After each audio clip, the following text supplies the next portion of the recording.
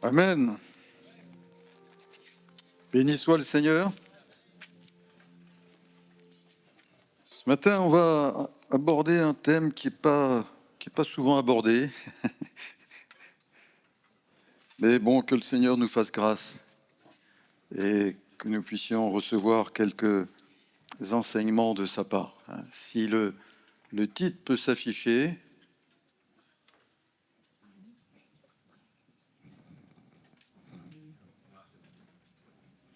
Le tribunal à venir réservé aux chrétiens. Vous savez ce que c'est ? Oui, qu'est-ce que c'est ? Le tribunal de Christ. Et nous n'avons... Je ne sais pas si vous avez eu l'occasion d'aller dans un tribunal. Hein. Oui, moi, ça m'est arrivé. Parce qu'on jugeait quelqu'un qui avait commis un détournement dans mon service. Puis je suis allé aussi devant la Cour des comptes pour rendre compte de ma gestion. Alors il y a un procureur là qui attaque, et puis la défense, etc. Bon, mais le tribunal de Christ, c'est quelque chose de différent. Il n'y aura pas d'accusateur là. Hein. Il n'y aura pas d'accusateur, il n'y aura pas de procureur. Mais nous ne devons pas craindre ce tribunal. Au contraire, je crois que si nous ne paraissons pas devant ce tribunal de Christ, c'est là qu'il y a des soucis à se faire. Hein. Parce que là, c'est grave. Hein. Donc, cette perspective, cette idée de passer devant le tribunal de Christ, eh bien que cela ne nous effraie pas, mais au contraire que nous fassions tout pour y parvenir. Parce que sinon, on va le voir, ce serait grave de ne pas y être. Hein. Alors, fasse que tous ensemble, eh bien un jour on se retrouve devant le tribunal de Christ. Si je vous dis « Jésus revient », vous dites « Amen ». Bon, d'accord. Mais est-ce que ça veut dire la même chose pour tous ? Non. Est-ce qu'on comprend cela de la même manière ? Un jour, un pasteur qui discutait avec d'autres, et puis on lui dit « Mais est-ce que vous voudriez être sur terre, vivant, au moment où le Seigneur viendra établir son règne sur la terre ?» Alors, à votre avis, qu'est-ce qu'il a répondu ? Si je vous pose la question, qu'est-ce que vous me répondez ? Alors, il y en a qui disent non.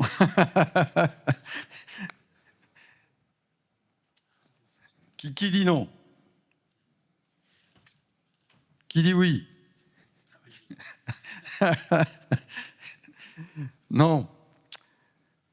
En fait, il y a deux choses qui sont complètement distinctes. Il y a l'enlèvement de l'Église. Hein, souvent, on parle du retour du Seigneur, mais l'enlèvement de l'Église. Alors là, si je peux être vivant sur la terre au moment de l'enlèvement de l'Église, ah là, je dis Amen. Je suis d'accord. Mais si je suis sur la terre au moment où le Seigneur, là, revient pour régner, là, ça veut dire quoi ? Ça veut dire que je suis pendant la grande tribulation. Donc, faisons attention à ce que nous voyons à travers ces choses. Hein. Des fois, on confond les choses, hein, parce qu'on dit le Seigneur vient, le Seigneur revient, etc. Et il y a des fois une confusion entre les deux. Non, que nous puissions être enlevés, hein, comme l'épouse qui est préparée pour rencontrer le Seigneur. C'est ce que nous enseigne l'Écriture. Dans 1 Thessaloniciens 4, des versets 15 à 17, même 13, on peut commencer. Il est dit « Nous ne voulons pas, frères, que vous soyez dans l'ignorance au sujet de ceux qui dorment, afin que vous ne vous affligiez pas comme les autres qui n'ont point d'espérance. Car si nous croyons que Jésus est mort et qu'il est ressuscité, nous croyons aussi que Dieu ramènera par Jésus et avec lui ceux qui sont morts. Voici en effet ce que nous vous déclarons d'après la parole du Seigneur. Nous les vivants, restés pour l'avènement du Seigneur, nous ne devancerons pas ceux qui sont morts dans le Seigneur. Hein ? Car le Seigneur lui-même a un signal donné à la voix d'un archange et au son de la trompette de Dieu, descendra du ciel et les morts en Christ ressusciteront premièrement. Ensuite, nous les vivants qui serons restés, nous serons tous ensemble enlevés avec eux sur des nuées à la rencontre du Seigneur dans les airs, et ainsi nous serons toujours avec le Seigneur. Consolez-vous donc les uns les autres par ces paroles.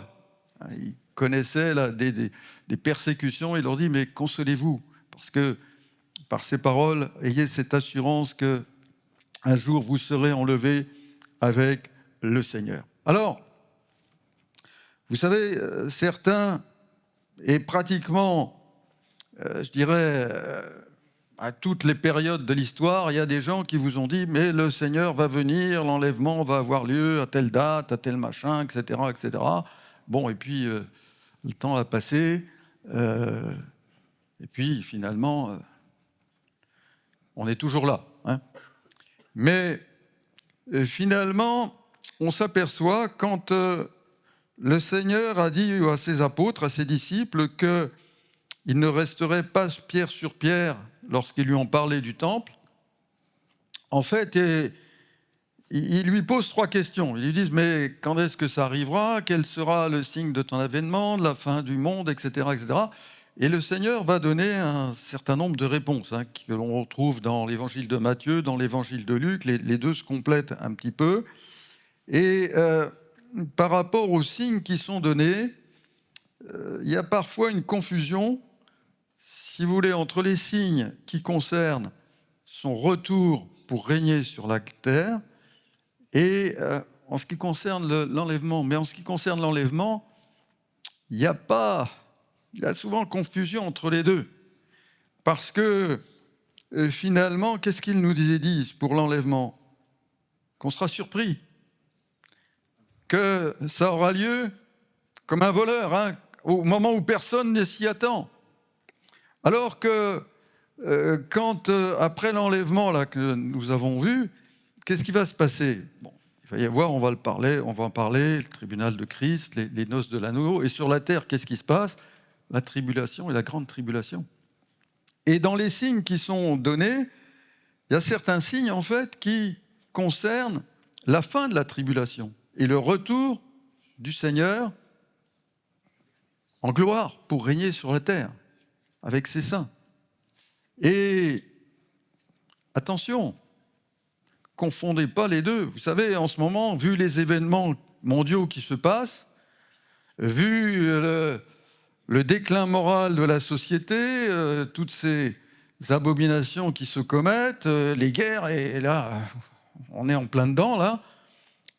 Vous avez des gens qui sont là tous les matins, ou presque. Il y en a un qui découvre un nouveau signe des temps, et qui vous dit « Ah, le Seigneur est proche ». Vous savez, les temps de la fin, ce qu'on appelle les temps de la fin dans l'Écriture, ça commence quand? Ça commence avec l'Église. Mais plus le temps passe, je dirais, plus on approche de la fin des temps de la fin.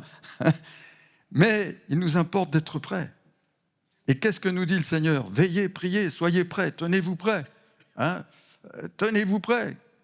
Parce que, vous savez, ne nous fions pas en disant « Ah, mais attendez, il y a peut-être encore tel signe qui doit arriver, ou ceci, ou cela. » Non, il y a des fois une confusion entre les signes. Il y a des choses qui se préparent, on le voit bien. On voit bien qu'il y a des signes qui préparent des choses, mais le moment de l'enlèvement, nul ne connaît le jour ni le moment. Et ça peut arriver peut-être ce soir, sait-on jamais, demain, après-demain, ou je ne sais quoi, mais peu importe. Soyons attentifs et surtout soyons prêts. Soyons prêts, ayons notre vie en accord avec Jésus. Et si certains ce matin encore n'ont pas encore donné leur vie à Jésus, il est temps de le faire. Nous vivons des temps de grâce. Et peut-être que demain, on ne sait pas de quoi demain sera fait. Vous savez, il y a des tas de gens qui sont venus entendre l'Évangile, qui ont dit « Ah oui, bon, très bien, j'attends encore un peu, parce que je suis trop jeune, ou ceci, ou cela, il faut que je fasse ceci, il faut que je fasse cela. » Et puis, les circonstances sont faites, ils n'ont jamais fait la paix avec Dieu. Ou il leur est arrivé quelque chose, des circonstances particulières, et finalement, eh bien, ils ne se sont jamais convertis, ils n'ont jamais fait la paix avec Dieu. On ne sait pas de quoi demain sera fait. Alors, ne prenons pas de risques. Si aujourd'hui, tu as l'occasion, et si le Seigneur t'a déjà parlé, t'a déjà invité à venir à lui, n'attends pas. N'attends pas. Aujourd'hui, c'est un jour aussi de décision. Nous sommes dans un jour encore de grâce, nous sommes dans des temps de grâce où le salut est offert à tous, mais c'est aussi pour certains aussi le jour de ta décision. Parce qu'on ne sait pas de quoi demain sera fait. Et vaut mieux, je ne dis pas ça pour faire peur, mais donc prends cette décision si jamais tu n'as pas encore donné ta vie à Christ. Alors, une fois qu'on est enlevé, merci Seigneur, et je souhaite que tous nous soyons ici enlevés, qu'on se retrouve là à ce moment. Bon, je ne sais pas si on sera vivant au moment de l'enlèvement ou si nous serons ressuscités. Bon, peu importe, l'important, c'est de se retrouver ensemble là-haut à ce moment. Et qu'est-ce que nous dit 2 Corinthiens, chapitre 5, versets 9 et 10 ? Il dit « C'est pour cela aussi que nous nous efforçons de lui être agréables, et soit que nous demeurions dans ce corps, soit que nous le quittions, car il nous faut tous comparaître devant le tribunal de Christ, pour que chacun reçoive selon le bien ou le mal qu'il aura fait étant dans son corps. » Et suivant le bien et le mal qu'il aura fait dans son corps, bien sûr, ça nous parle d'abord de nos personnes, mais ça peut nous parler aussi du corps de Christ, et en fonction de ce que l'on aura fait de bien ou de mal en étant membre du corps de Christ. Il peut y avoir les deux interprétations en même temps, notre corps charnel, mais aussi le corps spirituel dont nous sommes membres. Alors ce tribunal c'est pas un tribunal de condamnation. C'est pas un tribunal pour déterminer qui sera sauvé ou qui ne le sera pas, puisqu'il est réservé à ceux qui sont sauvés et qui ont été enlevés avec le Seigneur. Donc, et dans ce tribunal, eh bien, le Seigneur, lui, appréciera la valeur de nos œuvres pendant que nous étions ici-bas vivants. Vous savez, parfois, on est dans cette situation, j'ai donné mon cœur au Seigneur, je suis sauvé, tranquille. Et puis, finalement, on pense que les œuvres, vous savez, des fois, par moments, dans certaines églises, on était super spirituel. Le salut, les miracles, etc. Les œuvres, c'est pour les autres. C'est pour les autres dénominations. Mais non, les œuvres, notre foi se manifeste par les œuvres. Bon, on le sait tous, on l'a répété, on l'a entendu des dizaines de fois. Qu'est-ce qu'il nous est dit ? Qu'on n'est pas sauvé par les œuvres. Ça, on le sait tous. Mais néanmoins, quand on est sauvé, on produit des œuvres de la foi. Et c'est parce qu'on est sauvé, c'est parce qu'on a reçu cette nouvelle nature en nous de Christ que l'on va accomplir des œuvres. Et des œuvres bonnes. Alors, il y a des tas d'œuvres. On pourrait, là aussi, faire toute une étude sur les différentes œuvres qui peuvent être faites, les œuvres de la foi, les œuvres de l'esprit, les œuvres du ministère, fait l'œuvre d'un évangéliste, il est dit à Timothée, et ainsi de suite. Puis des œuvres simplement de charité courante. Si tu vois quelqu'un dans la rue qui tombe, tu n'as pas besoin d'être là, Seigneur, inspire-moi, est-ce que je dois l'aider à le relever, patati patala, non. Qu'est-ce que tu fais ? Tu vas l'aider à se relever. Si tu vois un aveugle qui va traverser la rue, qui hésite un petit peu, tu vas pas dire « Seigneur, qu'est-ce que je fais ? Guide-moi, conduis-moi. » Non, tu vas, tu lui proposes ton aide. Il l'accepte, il ne l'accepte pas. Mais tu fais cette œuvre tout simplement. Et puis même, qu'est-ce que nous dit dans l'épître de Jacques ? Si ton frère a faim et dans le besoin ou nu, allez mon frère, que le Seigneur te bénisse, je vais prier pour toi. Mais si tu ne lui donnes pas à manger, si tu ne l'aides pas, s'il est en difficulté matérielle, que tu peux l'aider et que tu ne le fais pas, tu crois que tu commets des œuvres de la foi ? Tu crois que c'est le comportement d'un racheté ? Tu crois que c'est le comportement qu'aurait le Seigneur Jésus ? Vous savez, Paul, il prêchait, il fondait des églises, mais qu'est-ce que lui disent les apôtres de Jérusalem? Ils lui disent c'est Paul qui le dit, il lui recommande de se souvenir des pauvres. Et qu'est-ce que dit Paul? Il dit, c'est ce que j'ai eu bien soin de faire. Donc Paul, il n'était pas simplement à prêcher, à enseigner, mais il s'occupait aussi des pauvres, et quand il voyait un malheureux qui pouvait aider quelqu'un, il le faisait. Alors, pensons à cela. Vous savez, le Seigneur voit toutes nos œuvres. Hein. Des fois, on voit des grandes œuvres spirituelles, des fois, il y a des choses toutes simples à faire, à côté de nous. Et qu'est-ce qu'on fait? On passe à côté. Ah oui, je vais prier pour lui. Ah oui, ok, c'est bien, prie pour lui. Mais si tu peux faire quelque chose de concret, fais-le. Fais-le, c'est ça l'évangile. Vous savez, dans les lettres à l'Apocalypse, souvent, qu'est-ce qu'on voit? Comment ça commence? Je connais tes œuvres. Je connais tes œuvres. Tout ce que tu as fait, de bien, de mal. Et si les œuvres ne sont pas bonnes, qu'est-ce que dit le Seigneur? Repens-toi. Repens-toi. Il dira à Sardes même, à l'église de Sardes, je n'ai pas trouvé tes œuvres parfaites devant mon Dieu. Mais à chaque fois, à la fin, il y a une promesse. À celui qui vaincra et qui gardera jusqu'à la fin mes œuvres, une récompense particulière est donnée. Il y a différentes récompenses qui sont, vous pourrez regarder dans l'Apocalypse, il y a des différentes récompenses qui sont annoncées. Manger de l'arbre de vie, ne souffrira pas la seconde mort, tu recevras un nouveau nom, tu auras autorité sur des nations, etc. Tu seras couvert de vêtements blancs, tu seras une colonne dans le temple, etc. etc. On voit qu'il y a tout un tas de récompenses qui sont promises aux uns et aux autres, suivant les œuvres qu'ils auront accomplies ici-bas, les bonnes œuvres qu'ils auront accomplies pour Dieu et au sein de l'Église de Dieu. Alors, nous ne sommes pas appelés à juger la valeur spirituelle des œuvres des autres. Nous n'avons pas à nous comparer, nous n'avons pas à juger les œuvres des autres.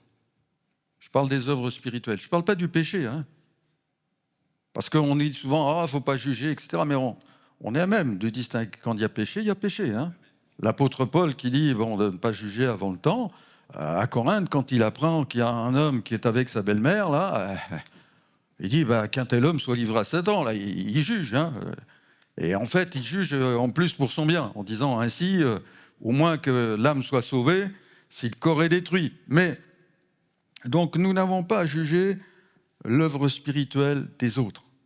Hein, parfois, on entend « tel pasteur, il est comme ci, tel autre, il est comme ça. » Non, chacun rendra compte à Dieu pour lui-même.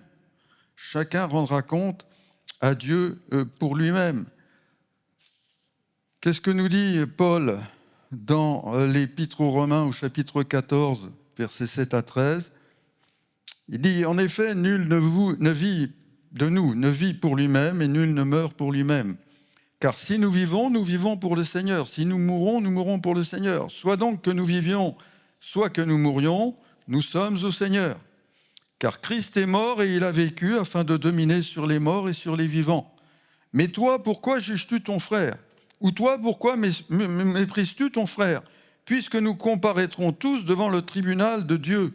Car il est écrit, je suis vivant, dit le Seigneur, tout genou fléchira devant moi, et toute langue donnera gloire à Dieu. Ainsi, chacun de nous rendra compte à Dieu pour lui-même. Ne nous jugeons pas les uns les autres, mais pensez plutôt à ne rien faire pour votre frère qui soit une pierre d'achoppement ou une occasion de chute.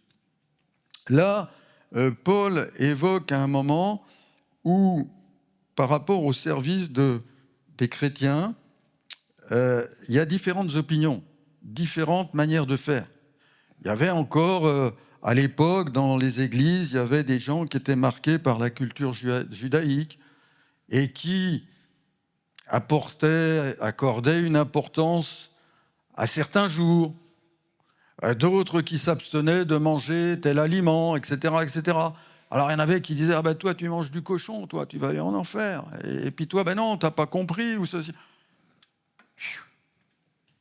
Ça ne les empêchait pas d'œuvrer. Mais on était là sur des opinions, sur des choses tout à fait secondaires, sans aucune réelle importance. Mais les uns et les autres se jugeaient ou jugeaient leur niveau spirituel en fonction de banalités. Et finalement, qu'est-ce qui se passait? Tous les frères n'avaient pas le même niveau de connaissance, de conscience ou de compréhension des choses. Mais ne juge pas ton frère, parce qu'il a une opinion sur un point particulier, secondaire, qui ne met pas en cause la doctrine. Il a une opinion différente de la tienne. Ne discute pas de son opinion, laisse-le.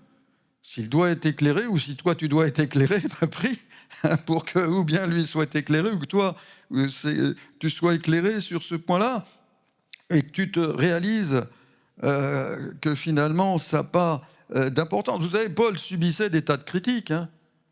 Il y en a qui disaient, mais c'est pas un véritable apôtre. C'est pas un véritable apôtre. Il n'a pas été aux côtés de Jésus de son vivant. Ah non, il a eu une révélation, là. Il a vu Jésus, mais autrement que les apôtres. Il y en avait d'autres qui disaient, mais oui, mais dans ses lettres, il est vigoureux, il est fort, mais en présence, il ne casse pas quatre pattes à un canard, comme on dirait. Il paraît insignifiant, là, etc. Bon, alors qu'est-ce qu'il nous dira, Paul? Lui dira du reste, ce qu'on demande des dispensateurs, c'est que chacun soit trouvé fidèle. Corinthiens, chapitre 4, verset 2. Pour moi, il m'importe fort peu d'être jugé par vous ou par un tribunal humain. Je ne me juge pas non plus moi-même, car je ne me sens coupable de rien. Mais ce n'est pas pour cela que je suis justifié. Celui qui me juge, c'est le Seigneur. C'est pourquoi ne jugez de rien avant le temps, jusqu'à ce que vienne le Seigneur qui mettra en lumière ce qui est caché dans les ténèbres et qui manifestera les desseins des cœurs. Alors chacun recevra de Dieu la louange qui lui sera due. Et cette louange qui lui sera due, il la recevra au moment du tribunal de Christ. Alors Paul ne cherchait pas à plaire aux hommes, il ne cherchait pas la louange des hommes, mais il cherchait à plaire à Dieu. Et ce qui l'importait, c'était de recevoir la louange de Dieu. Il ne cherchait pas non plus les biens d'ici-bas. Il ne cherchait pas le succès. Alors nous sommes appelés à accomplir des œuvres bonnes, des œuvres de justice, de lumière, d'amour, des bonnes œuvres que Dieu a préparées pour nous. Nous, comme je le disais tout à l'heure, des fois, on a eu tendance à certaines époques, dans nos mouvements un petit peu, de laisser de côté les œuvres. Mais la véritable foi, comme je le disais, produit des œuvres et qui manifestent Christ et qui témoignent de Christ. Il y a bien sûr plusieurs œuvres, des œuvres de miséricorde, de justice, liées au ministère, des œuvres de charité, d'aide. Vous savez, quand j'étais dans le Jura, il y a une sœur qui a été hospitalisée et une autre sœur l'a visitée. Cette sœur l'a visitée, elle lui dit « Ça va, sœur ?» Oui, ça se passait bien. Enfin bon, bref, elle avait eu une opération un peu particulière. Et elle lui dit « Mais je suis ennuyée parce que j'arrive pas à me laver les pieds. » Et l'aide-soignante ne veut pas le faire parce qu'elle estime que je peux y arriver. Mais je n'y arrive pas et ça m'ennuie. Et l'autre sœur qui l'a visitée lui a dit « Écoutez, vous en faites pas, je vais vous laver les pieds. » Et ça, c'est l'évangile, d'un point de vue pratique. Cette sœur qui a lavé les pieds de sa sœur, elle s'en est jamais vantée. Elle n'en a jamais parlé. C'est l'autre qui nous en a parlé. Mais l'autre, elle n'en a jamais parlé. Et ça, ce sont des œuvres de l'évangile. Ça, c'est l'évangile pratique aussi. C'est pas simplement Alléluia, merci Seigneur. Mais là, c'était glorieux. Ce que cette sœur a fait, quand elle sera devant le tribunal de Christ, elle recevra la louange de Dieu. parce qu'elle a suivi l'enseignement du Seigneur. Et ce qu'elle a fait un plus petit, c'est au Seigneur qu'elle l'a fait. Béni soit son nom. Alors, qu'est-ce que nous dit aussi l'apôtre Jacques? Quelle est la religion pure et sans tache? C'est de quoi? C'est de visiter les veuves et les orphelins dans leurs afflictions et de s'abstenir des souillures du monde. C'est ça aussi, hein? C'est ça aussi la véritable piété. Alors, les œuvres, on parle des hommes, mais il y a une première œuvre. Quelle est la première œuvre la plus importante? Un jour, des gens sont venus voir Jésus, lui ont demandé, que devons-nous faire pour faire les œuvres de Dieu? Qu'est-ce qu'a répondu Jésus? Jean chapitre 6, versets 28-29. L'œuvre de Dieu, c'est que vous croyez en celui qui l'a envoyé. Ça, c'est la première des œuvres, la plus importante. Et ce n'est pas une œuvre passagère, c'est une œuvre constante, toute notre vie. Croire en celui que Dieu a envoyé, que le Père a envoyé, croire en Jésus-Christ. Ça, c'est une œuvre constante, pas passagère. Alors, nos œuvres ici-bas ont des impacts, des fois positifs, des fois négatifs. C'est pas toujours, des fois, ce que nous faisons, ce n'est pas toujours à la gloire de Dieu. On doit bien le reconnaître. Il y a des moments où on est un petit peu à côté. Alors, devant le tribunal de Christ, seront mises en valeur nos œuvres accomplies, dans la foi, dans l'amour, dans l'humilité, le désintéressement personnel, la persévérance, dans le seul souci d'être approuvés par Dieu, et nous recevrons notre récompense. Et vous savez, en fonction de cette récompense, cela déterminera notre place, si je puis dire, au banquet des noces de l'agneau. Vous savez, quand il y a une noce, les invités d'honneur ou ceux qui sont à l'honneur, ils sont le plus près de l'époux. Et puis, alors on pourrait dire, la place au banquet des noces de l'agneau, mais ça va plus que ça, parce que ça déterminera aussi notre niveau de responsabilité quand Christ viendra régner. Vous savez que vous connaissez cette parole des mines, celui à qui il avait été confié 10 mines, qui en ramène 10. Qu'est-ce que lui dit le Seigneur? Tu gouverneras 10 villes. Et nous aurons un niveau de responsabilité différent, suivant la récompense et la louange que nous recevrons du Seigneur. Et nous aurons donc dans son royaume, et que lorsqu'il viendra régner sur terre, nous aurons une place, un niveau, une responsabilité différente. Alors, Jésus nous parle de gens qui, sur la terre, faisaient les choses pour être vus des hommes.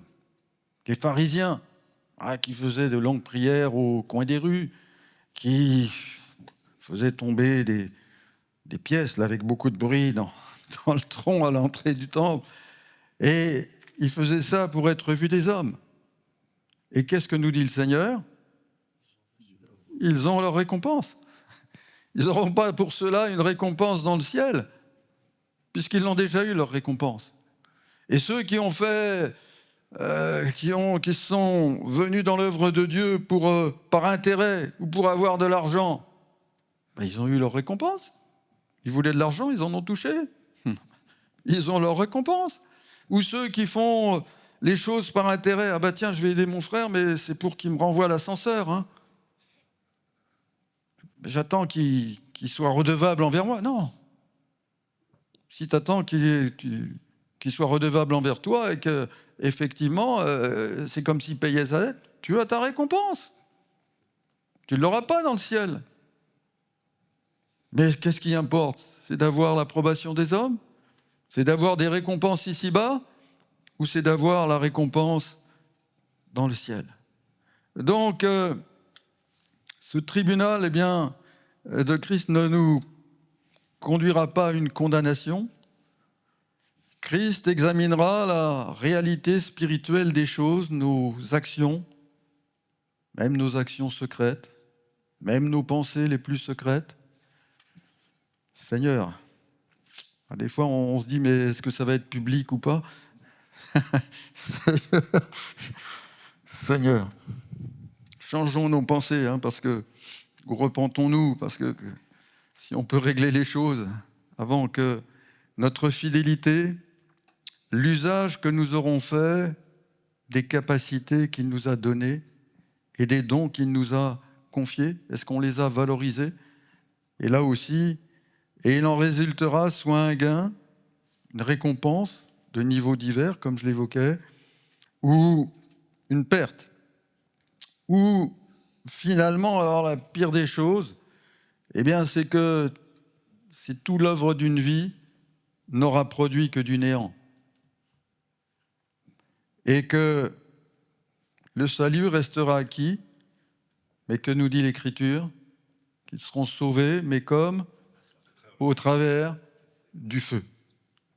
Vous savez, la pauvre veuve qui a mis 2 petites pièces dans le tronc, je ne sais pas quel métal c'était, mais finalement, dans le ciel, ça va, au moment du tribunal, ça va produire quelque chose de fantastique. Ça va produire quelque chose de fantastique. Et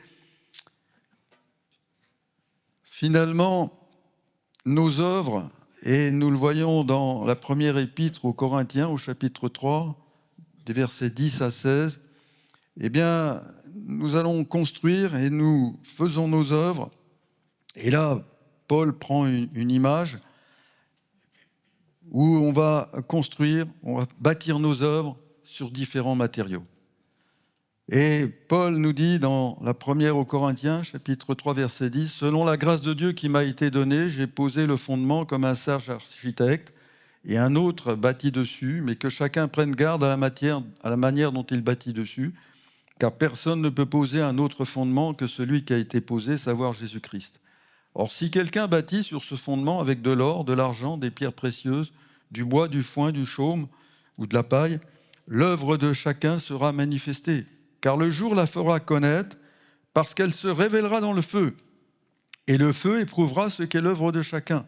Si l'œuvre bâtie par quelqu'un sur le fondement subsiste, il recevra une récompense. Si l'œuvre de quelqu'un est consumée, il perdra sa récompense. Pour lui, il sera sauvé, mais comme au travers du feu. Comme au travers du feu. Alors, il nous est parlé là de différents matériaux. Alors, il y a certains qui pourraient dire « Ah oui, mais ça s'applique aux enseignants, à Paul, à Apollos, à Pierre, etc. » Mais il n'y a pas un tribunal de Christ pour les enseignants et un tribunal de Christ pour les autres. La seule différence, c'est que certains seront jugés plus sévèrement. Vous savez lesquels ?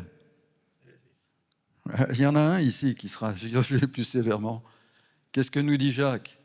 Qu'il n'y en ait pas beaucoup qui se mettent à enseigner. Pourquoi ? Parce que nous serons jugés plus sévèrement.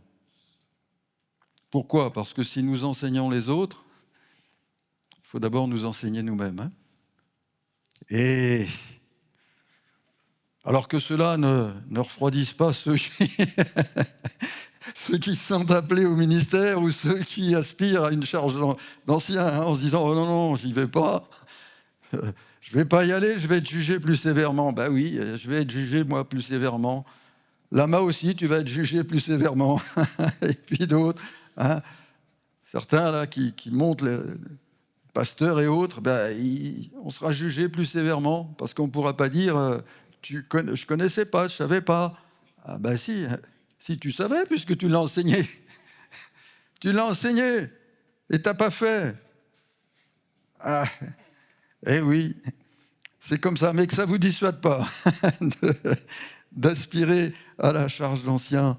Alors on peut mettre là, si on peut mettre la graphique, on peut mettre en parallèle les éléments, les choses précieuses, l'or, l'argent, les pierres précieuses, le bois, le foin, la paille ou le chaume, peu importe, et on peut comparer les deux. Alors l'or, quand on fait des œuvres qui ont la valeur de l'or. Et rappelons-nous qu'il nous est dit que notre foi est plus précieuse que l'or pur. Hein? Mais l'or, c'était destiné à qui? Les mages, qu'est-ce qu'ils ont offert au Seigneur? De l'or. Hein? Et l'or était un présent, quelque chose que l'on offrait au roi. Le psalmiste dit, au psaume 45, « Je dis, mon œuvre est pour le roi. Mon œuvre est pour le roi. » Et quand nous sommes animés dans nos œuvres de faire pour Jésus, en le reconnaissant comme roi, eh bien là, nous bâtissons avec de l'or, pour le roi, en vue du roi. Et puis, en contrepartie, de l'autre côté, on peut revenir sur la précédente. Il y a le bois. Alors le bois, bon, on sait, le bois, c'est combustible, mais le bois, dans l'Écriture, parfois est associé à quoi? Dans Ésaïe 44, verset 13, dans Osée, chapitre 4, verset 12, eh bien, c'est associé aux idoles, hein, qu'on se fabrique avec du bois, il prend du bois. Vous pouvez lire ces passages dans l'Écriture.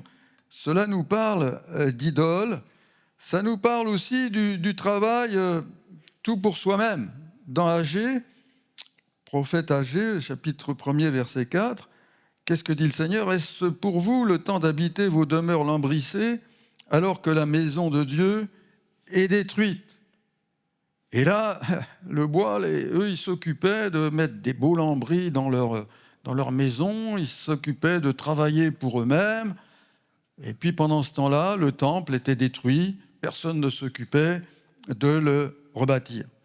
Alors quand je parle d'idole, vous allez me dire « Ah mais frère, tu pousses un peu là, on n'est pas dans Ésaïe, dans Osée, il est parlé de gens qui se font des idoles en bois, etc. » Bon alors, tu pousses un peu là, nous on n'a pas des idoles, on n'a pas des statuettes, bon, c'est évident, j'espère du moins, mais non, c'est évident.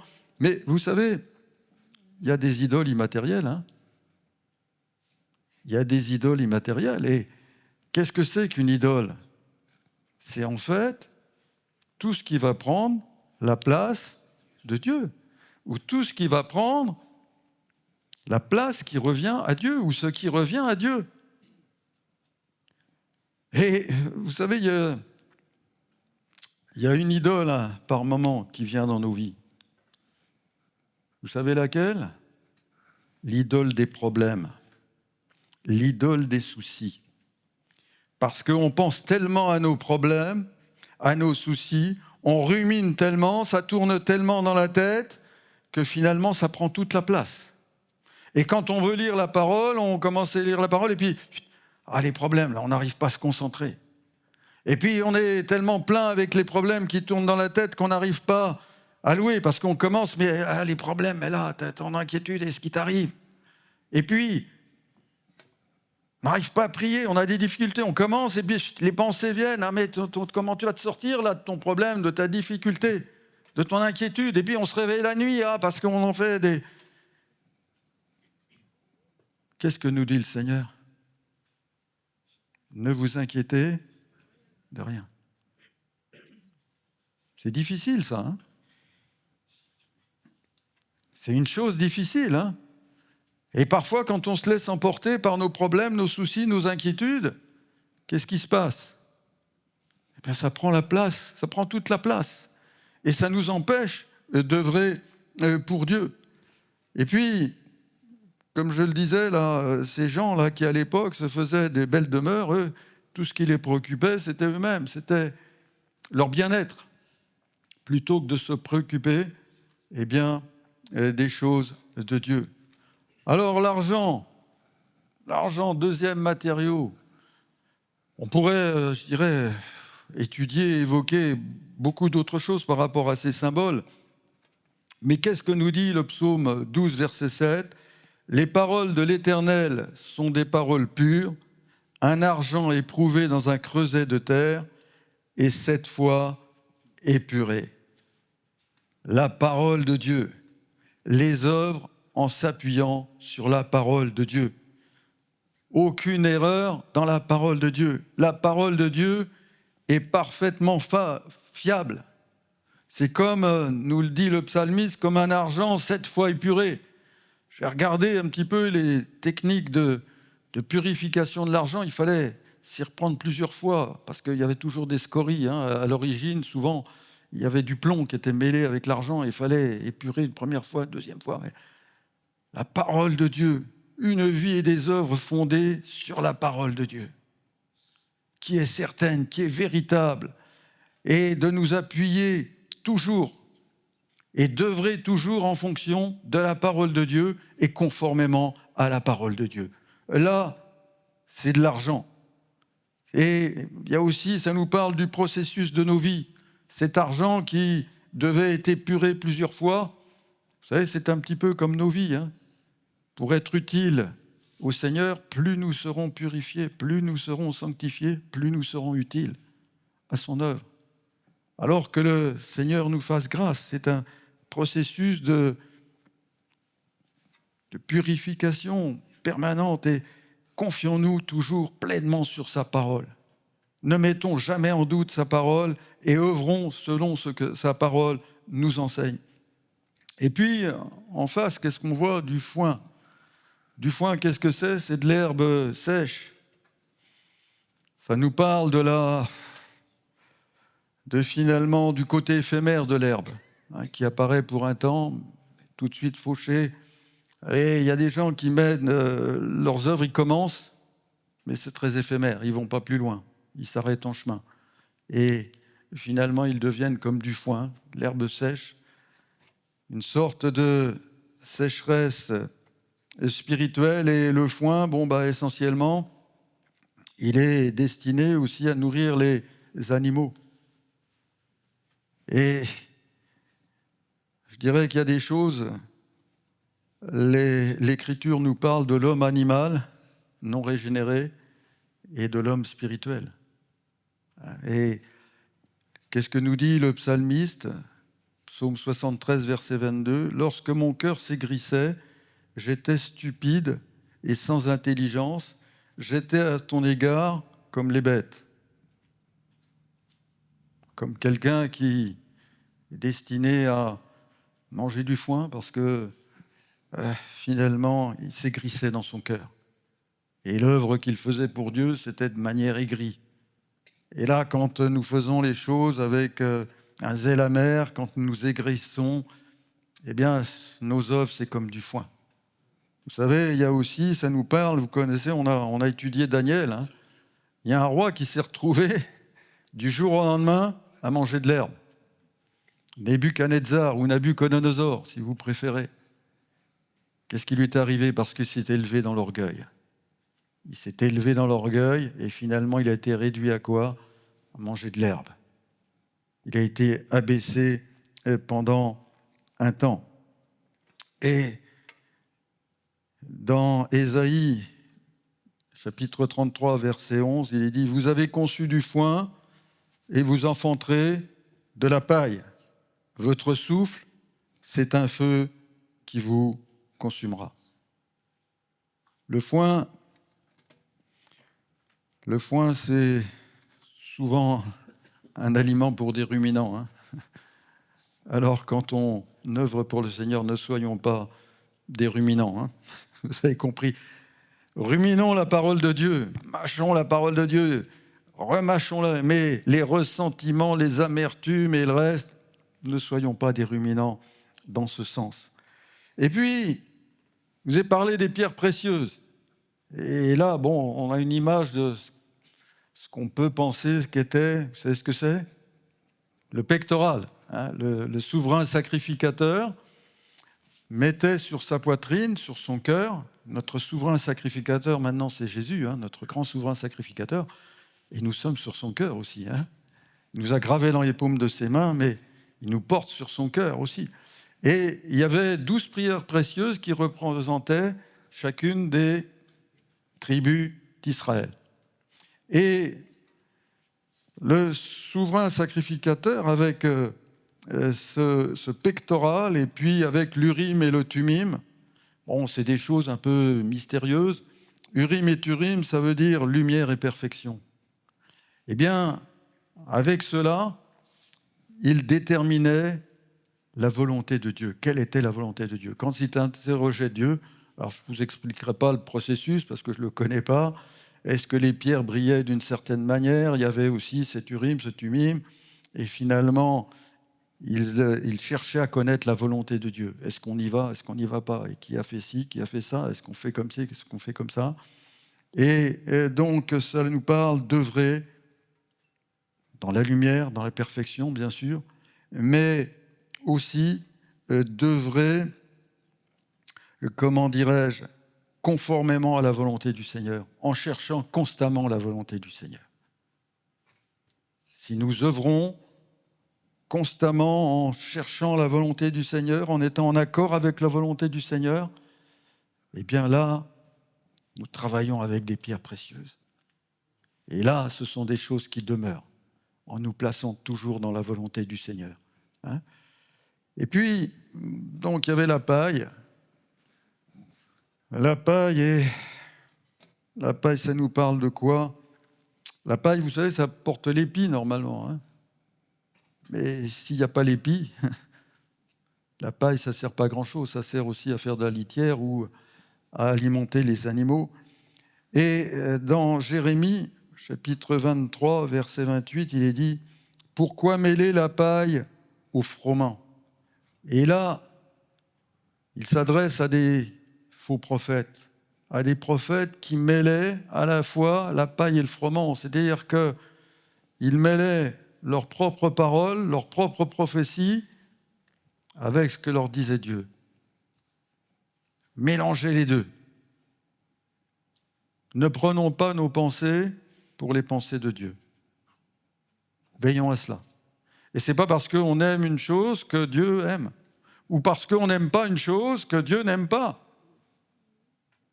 Et ne prenons pas, mes pensées ne sont pas vos pensées. Et à l'époque de Jérémie, il y avait ces prophètes-là qui donnaient leurs propres paroles ou qui donnaient les paroles que les gens voulaient entendre. Non. Tout ça, c'est de la paille. Tout ça, ça produit rien du tout. Rien du tout. Veillons à ne pas prendre et à ne pas confondre nos propres pensées et à faire de nos propres pensées les pensées de Dieu. Alors, tout ça, ça va être éprouvé par le feu. Si on peut mettre la vidéo suivante. Vous savez, le Seigneur, il nous est dit dans l'Apocalypse que ses yeux sont comme deux flammes de feu. Et nos œuvres, il va les regarder. Et quand le feu va passer sur l'or, l'argent ou les pierres précieuses, qu'est-ce que ça va produire? La récompense. Nous serons couronnés. C'est pas merveilleux? Et puis, si c'est les autres matériaux, on peut mettre la slide suivante. Foin, bois, foin, paille, le feu passe. Qu'est-ce qui reste? Un tas de cendres. Toute l'œuvre de la vie qui a été menée n'a conduit et n'a rien produit devant le Seigneur. Il est sauvé, mais comme au travers du feu. Et sa vie n'aura servi à rien. Alors que le Seigneur nous fasse grâce ce matin. Vous savez, les œuvres à faire, c'est maintenant. Hein, parce que quand on sera devant le tribunal, c'est trop tard. On ne peut plus en faire. Que le Seigneur nous aide dans sa grâce. Que nous puissions œuvrer pour lui. Œuvrer en étant conduit par sa parole. Œuvrer en agissant dans la lumière, en bâtissant sur l'or, l'argent, les pierres précieuses. Que le Seigneur nous fasse grâce, qu'il nous conduise, qu'il nous aide à mener des bonnes œuvres, les œuvres de la foi, les œuvres d'amour. Parce que ce qui sera apprécié là, c'est nos motivations, à travers nos œuvres aussi. Est-ce qu'on l'a fait de bon cœur? Est-ce qu'on l'a fait de telle et telle façon? Est-ce que nos motivations étaient pures? C'est pas la masse des œuvres, c'est pas parce qu'elles seront vues ou pas vues. Mais lui, le Seigneur, connaît nos œuvres. Il connaît toutes choses. Je vais vous proposer quelque chose ce matin qu'on n'a pas l'habitude de faire. Je ne vais pas faire d'appel. On va prendre un moment de silence et de recueillement. Et que chacun, puisque chacun rendra compte pour lui-même, que chacun laisse simplement le Saint-Esprit qui est en lui parler par rapport à ses œuvres, par rapport à sur quoi il construit, par rapport à ses motivations, par rapport à ses sentiments, par rapport à sa consécration. Que ce soit le Seigneur lui-même qui parle à chacun. Parce que nous ne sommes pas là pour nous juger les uns les autres. Je ne dis pas ça pour que vous vous culpabilisiez, mais que le Seigneur éclaire chacun pour nous montrer sa direction. Et qu'il puisse nous dire, mais là, bon, c'est bien, tu as construit, tu as œuvré dans le bon sens. Là, à l'inverse, peut-être, il faut que tu revoies les choses. Prenons quelques instants, ainsi, dans le silence, dans le recueillement. Et puis après, si des voix veulent s'élever pour louer le Seigneur, pour se repentir, peu importe, s'ils ont quelque chose, s'ils se sentent poussés à élever la voix, eh bien, qu'ils puissent le faire en toute liberté.